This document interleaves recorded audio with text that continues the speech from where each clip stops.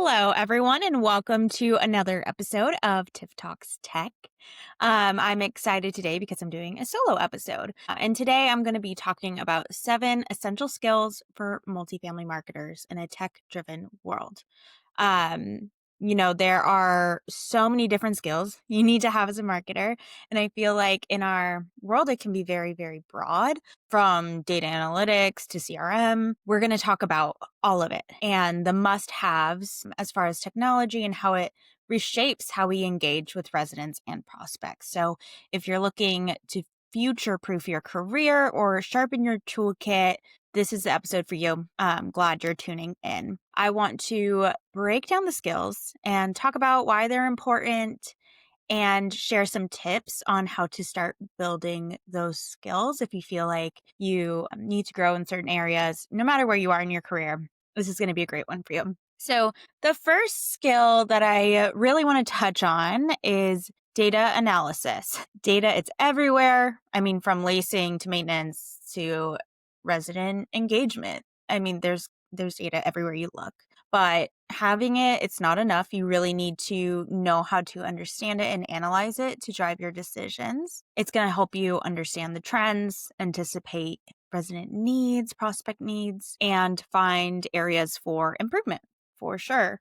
It's key to running any campaign in order to deliver results as well. One of the things that I used to do all the time when I worked on the operator side, and I talk about this sometimes anytime a property was struggling, we would do a full analysis and we would dive into any single data point we could find on that property. So we would look into, okay, have they finished their training? How caught up are they? How much do they have left to complete? Are they getting enough leads? Are they converting those leads? What does that look like? Where are the leads coming from? Is there something we can do to drive more traffic if they need it? Are they answering the phone? Like all the things. And I'm sure you have done that too if you've ever worked on that side of things.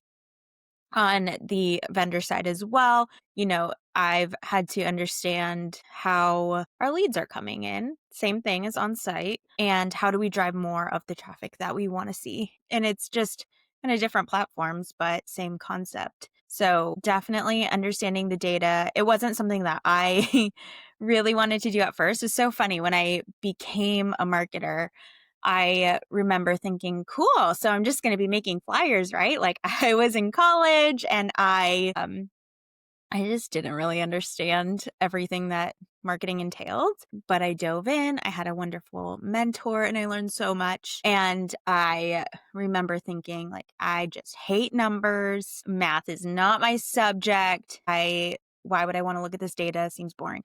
But actually, I learned to find it interesting. And one of the words my mentor used to describe me is analytical. And I remember being like, me? Nah, no, not my thing. But I realized she was right because analyzing the data that was most important was actually very telling. And I learned over time how to do that. So let me give you some tips on how to build that skill. If you feel like I did and you just, numbers are boring, let's find a way to make it exciting. So one of the first things I would do is just start learning how to interpret some of those common KPIs, lead to lease conversions. What does your team find important? Look at those occupancy rates, resident satisfaction scores. Those are all good places to start. And then tools like Google Analytics can really help you make sense of the data. And there are courses that you can take within Google Analytics to help you grow and learn how it works. Because I know it can be a little confusing. It doesn't have to be. You can easily learn how it works. And on top of that,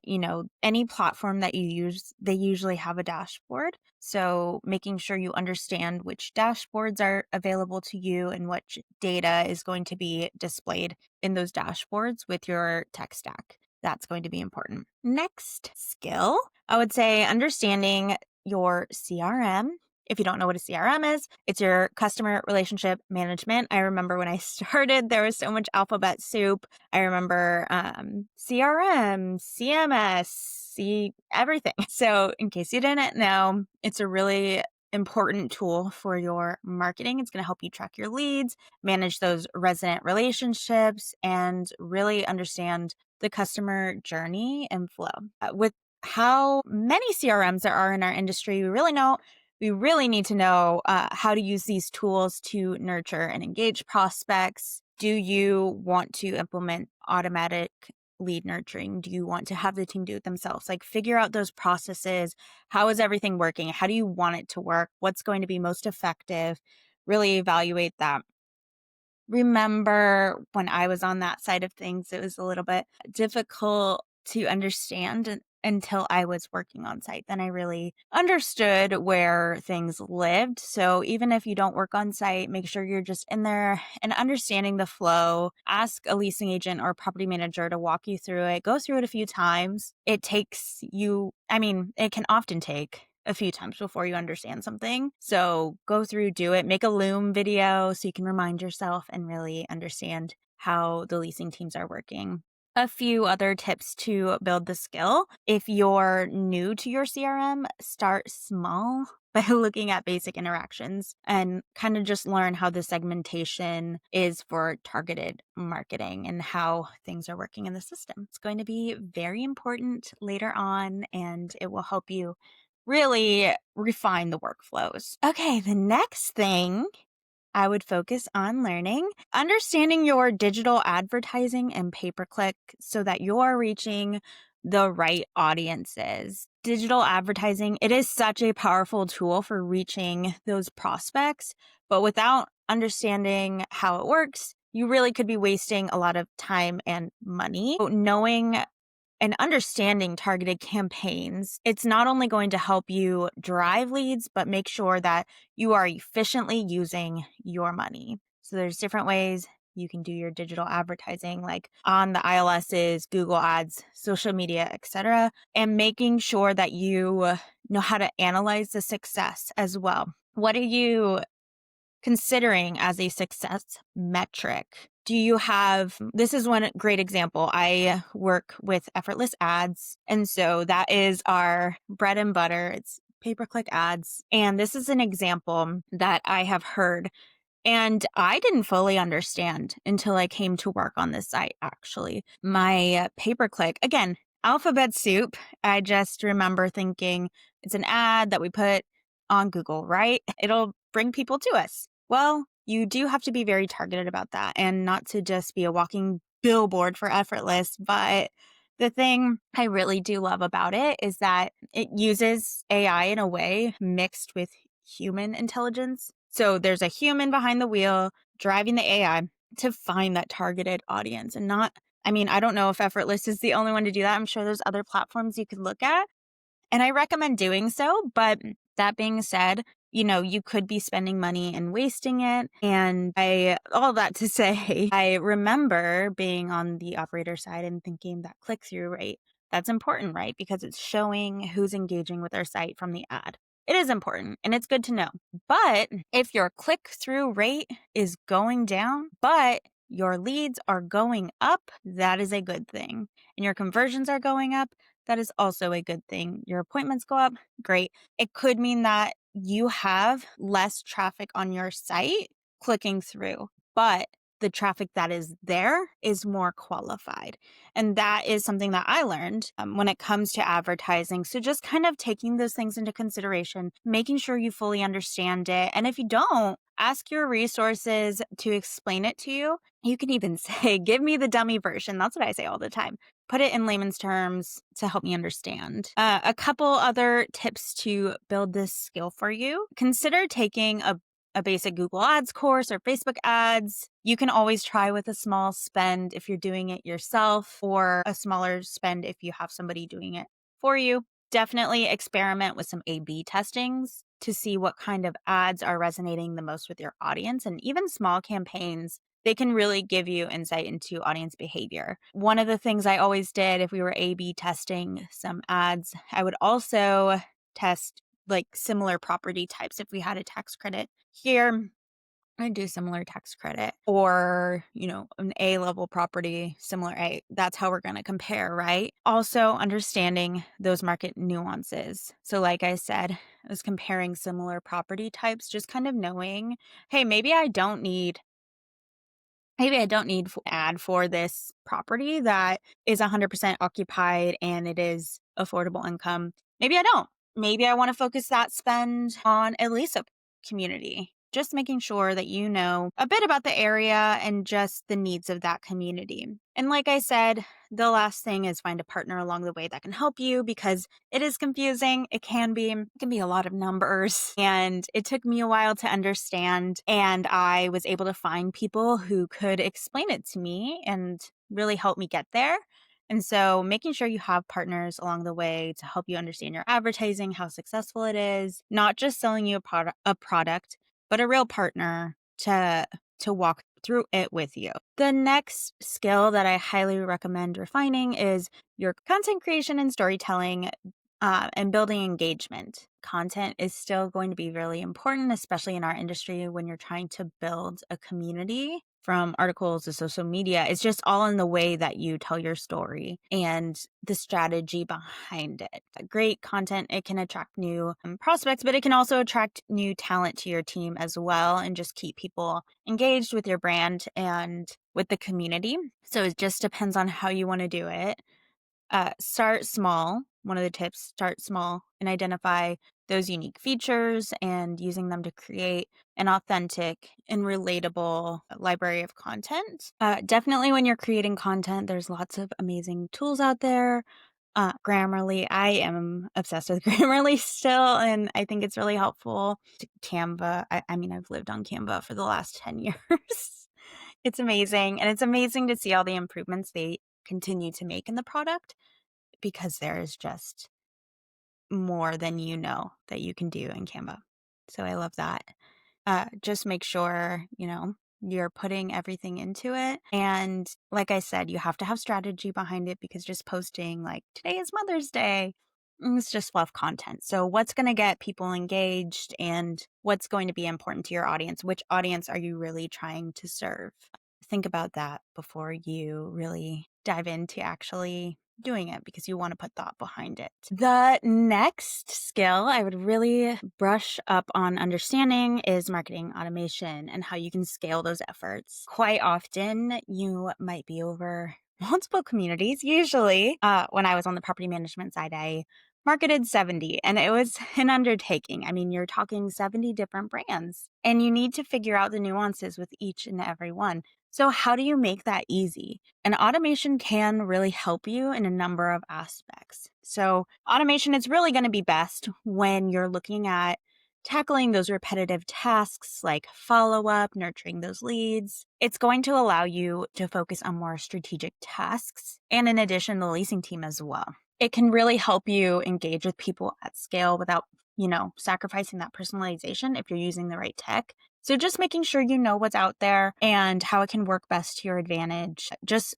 one of the tips I have for you is start with simple processes. Like I said, email follow-ups, new lead reminders, scheduling those social media posts in advance so you're not sitting there doing it, and find tools that offer basic automation workflows to help you with that.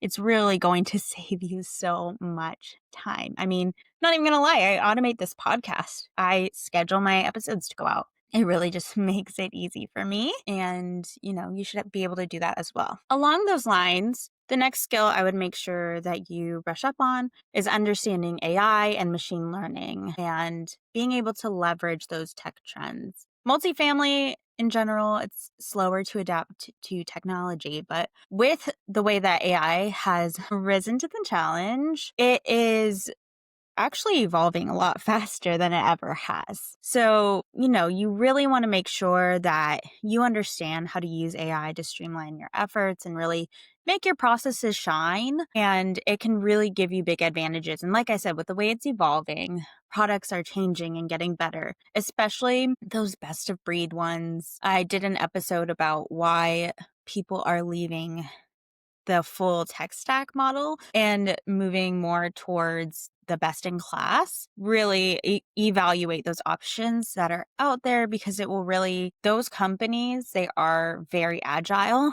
and they're able to add features really quickly.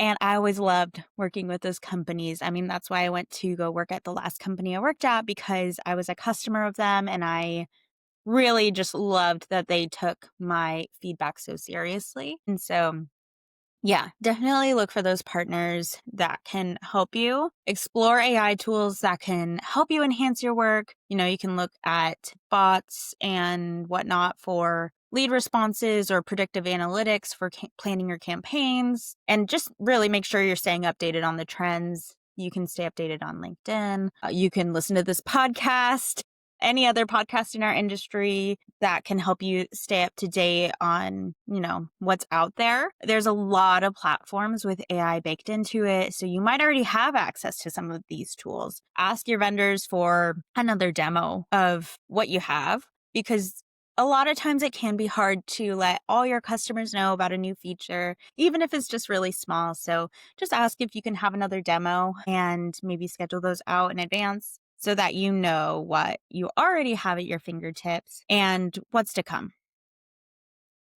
The last skill I highly recommend brushing up on is flexibility and adaptability. And that might be the most essential skill that you need to have. I mean, marketing is continuing to change. And like I said, our industry is changing faster than it ever has in the past. And those who can adapt are the ones who are going to thrive. I know that there can be a fear of like, you might be a 2-minute company. Why do I want to invest in rolling over to your technology? But it really shouldn't be your frame of mind. It should be excitement to test something new, even if it's on just a couple properties, see how it works. There's so much new tech out there and it's constantly emerging, and we really need to have that mindset of learning and growing. Really just challenge yourself to learn one new thing a month. It could be a new tool, a new trend, a new skill. Just take small steps. And that's what I do to continue my learning. I will,